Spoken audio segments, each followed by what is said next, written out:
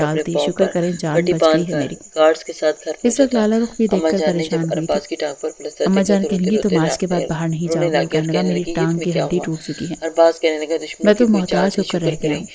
जान आपकी बच बहू गई को मेरी। अगर इस वक्त बुरा लाला ना रुख लग भी रहा हो देखकर हैरान हुई तो थी प्लीज़ लाला रुख को और मेरे कमरे में परेशान ही भी। रहने दें।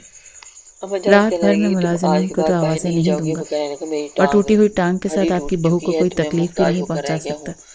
आपकी ये बहू का सुनकर अगर अम्मा जान आपको ने बुरा लाला रुख से कहा कि ना तुम लग रहा अरबाज का हो तो ख्याल प्लीज लाला रखोगी। रुख को मेरे कमरे में ही रहने दें। अरबाज ने ये सारा रात भर ड्रामा मैं रचाया था मुलाजमीन को ताकि जो लाला आवाजें रुख को नहीं अपने दूंगा ना, कमरे में वो बुला टूटी हुई सके और रख सके। टांग के साथ आपकी बहू को कोई लेकिन अभी तकलीफ तक भी नहीं लाला रुख पहुंचा उस बात सकता। से अनजान थी। ये सुनकर अम्मा जान ने अम्मा लाला जान रुख से काफ़ी कहा देर अरबाज कि के तुम पास ही बैठी रही। अरबाज खान का ख्याल रखो उस कि पर न अरबाज जाने ने क्या ये क्या सारा पढ़कर फूंके सारा मारती रही। ड्रामा रचाया था साथ ताकि में लाला आंसू रुख भी को बहाती अपने रही। कमरे में बुला सके फिर वो और कमरे रख से सके। बाहर लेकिन चली अभी गई। तक इससे लाला पहले रुख कि इस लाला बात रुख भी से अम्मा जान अनजान के थे कि पीछे अम्मा बाहर जान जाती। काफी देर अरबाज के अरबाज पास ने ही उसे पुकारा, कहने लगा बैठी लाला रही रुख और उस पे मुझे न पानी जाने पिला क्या दो। क्या पढ़कर दोनों फूंके बाजुओं मारती पर रही, बहुत चोट है, साथ में बहुत आंसू दर्द भी हो रहा है। बहाती रही।